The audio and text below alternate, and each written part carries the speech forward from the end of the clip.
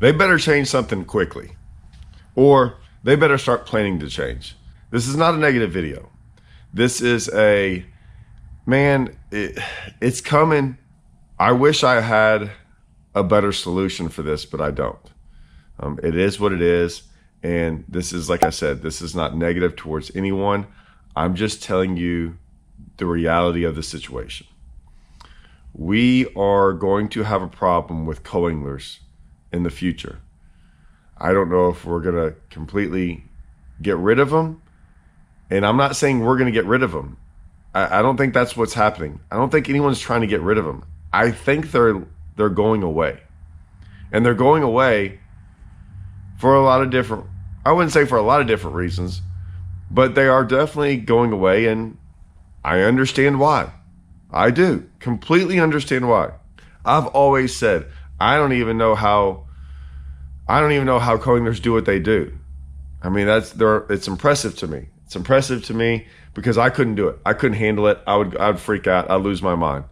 Like I'm pretty calm, but man, if you put me in the back of the boat and said that's where I had to fish the rest of the day and let someone else make all the decisions, oh my gosh, I never want to sign up for that, ever.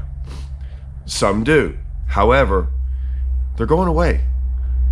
I bring this video up today, only today. I was not planning on doing this, but I had 3 phone calls yesterday.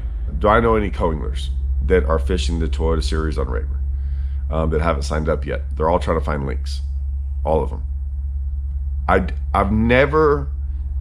kind of pay attention to that stuff on Facebook or whatever, and I kind of like how many people are actually looking for links. I think there's a bunch. This is the most I've ever seen people look for them.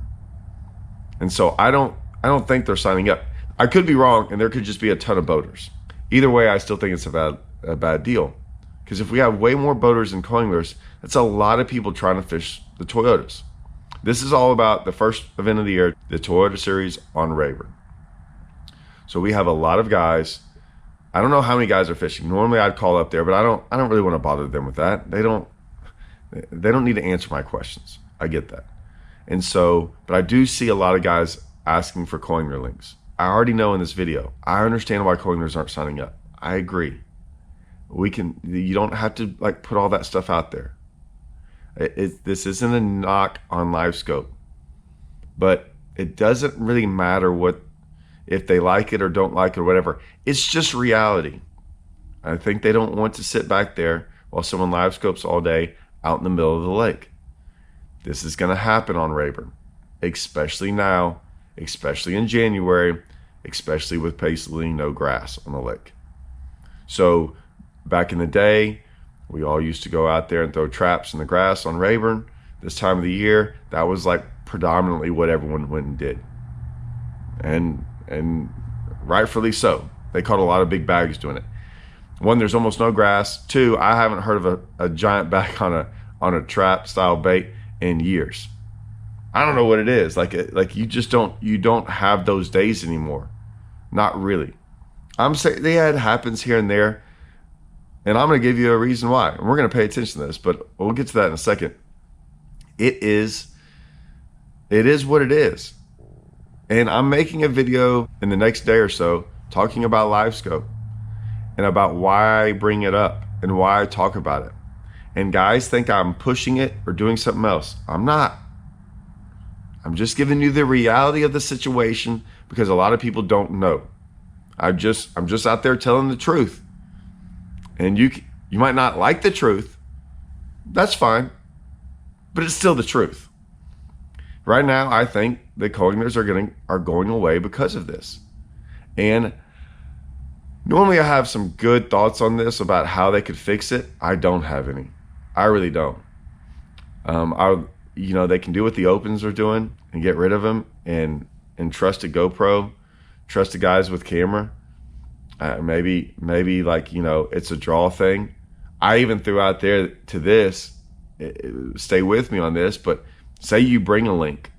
Say you have a link to come with you on some of these events.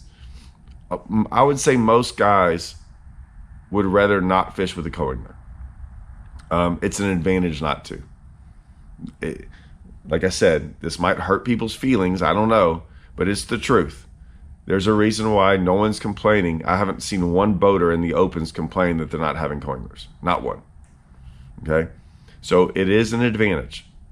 And some people like to fish by themselves. Some people don't want the extra weight in the boat. Some people don't want to be able to move freely. Some people don't want to feel like they have to oh man, I might feel bad if the guy doesn't catch anything. All those things go out the window. So it is what it is. How about this? So if you don't bring a link, you're automatically going to have co-anglers in the tournament. Remember, this is a 3-day event, possibly, but at least 2. So if you don't bring a link, you're automatically going to have a co-angler both days. And if you bring a link, maybe then they draw out of those people who brought a link, right? And those people who brought a link, they're in the draw of not having a co-angler for the event. I actually think that's almost more of an incentive. I think people would do it. But either way, they're asking boaters to bring links. It's hard. It's hard for me to go around and ask people, and they don't want to do it. And I don't blame. I get it. So I think that's running its course. I think it's going to be very, very hard in the future to keep bringing links. They don't want to show up. They don't want to do it. And they're going to have bad experiences doing it. The more bad experiences they have, the less they're going to want to do it. And I think that's what's going on. I'm just saying, man, you better start preparing for this, because I don't think you can get away with this next year. I think this year is going to be really rough. And I think it's going to hurt the boater side. It's already hurting me. I can tell you that much. I'm not happy about it. And here's why. I want to fish with a lot of people. I want there to be 200 boats in this event. And the reason is because if there's 200 boats in this event and you catch them, right? You catch them. Maybe you don't win or whatever, but if you catch them, you're going to get paid more. So I always hated these Toyotas when there were some times when, for whatever reason, we had low turnouts. Those were horrible events. They didn't pay well. The ones that have a ton of people, and they pay good, right? And usually the more people there are in an event, doesn't really affect if you catch them better or not. And so it's really just about you. The thing is when you catch them better, you get paid better. And now you got guys not fishing the Toyotas. I hope that's not their plan, but man, they should be striving to get every one of those boaters, don't call them pros, every one of those boaters in this event somehow. That should be their goal, and go, how can we make that happen? It would be the same thing if they had an abundance of co-anglers, right? If you had twice as many co-anglers as you did boaters, you should be thinking of ways to get more boaters involved. So I think they're going to have to do something. I was really shocked this year that when they did the survey, it was really shocking. They got rid of live scope and in all the events that they didn't basically have co-anglers. And then they kept it in all the events that they have co-anglers. Now like I said, I don't care either way. I really thought they were going to get rid of live scope because of the co-angler situation. So I was highly shocked that they kept it in the 2 events, the BFLs and the Toyotas.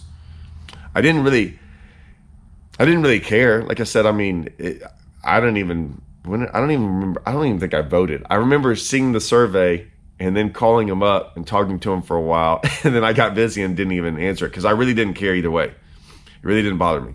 I could see the plus on both sides of it. And like I said, it's more for the fact of I can make more money with or without. It doesn't matter to me, but I'll make more money if more people get involved. And that's why I usually, I did that BTL yesterday with Matt Panger. And I was like, man, I'm just usually trying to give suggestions to tournaments so we have good tournaments. That's it. And most of it is, and especially the way I fish and the way y'all fish, is participation. Participation usually makes tournaments really good, whether or not they're good or not. So I hope they have a plan in place. I hope they do. Maybe I'm wrong about this. I heard that the Centrals had a problem. There's just no way they're not having a problem across the board. Maybe I'm speaking out of line here. I don't think I am. And I think it's going to get worse. I really do. I think the more this goes on, the worse it's going to get. And when you have certain tournaments, and these are going to, and I'll tell you the bad part about it is all these tournaments in the wintertime, this is more the scoping time anyways. I think all year round scoping, but it's going to be way worse now. And they were at the beginning of the year. So you're going to have the events where maybe a guy's thinking about fishing all the coiners and he gets in the first one and he draws a guy scoping out there in the middle of the lake and he's like, yeah, I'm not doing that ever again. And then he doesn't show up for the next ones. I think that's going to, right? Like this time of the year is when a lot of these tournaments start kicking off. And I think that's, usually you want your best tournaments first, man. So they're all excited and keep doing it. But, and this tournament might be okay. I don't know. This tournament's going to be absolutely miserably cold. It's going to be brutal for us down here in Texas. But that's what happens when you put them in January. It can get cold. I think our practice days are like, half of them are in the 20s. And then like one day is like 34 for a high and raining and snow. I don't know. I'm going to watch them Texas boys. We ain't going out in that. I can promise you that. With a 15-mile-an-hour northwest wind on Rayburn, good luck. That ain't going to be no fun. I might have to figure out. I might have to come back to the shop and hang out in the heat that day. But MLF, man, start making a contingency plan. Think of something. I don't know. Normally I have a lot of ideas. I've got nothing for you. I don't know how to fix this. And I usually have an idea somewhere in there. I'd like to hear some of y'all's ideas. Maybe y'all have one. Let me hear it. All right. See y'all.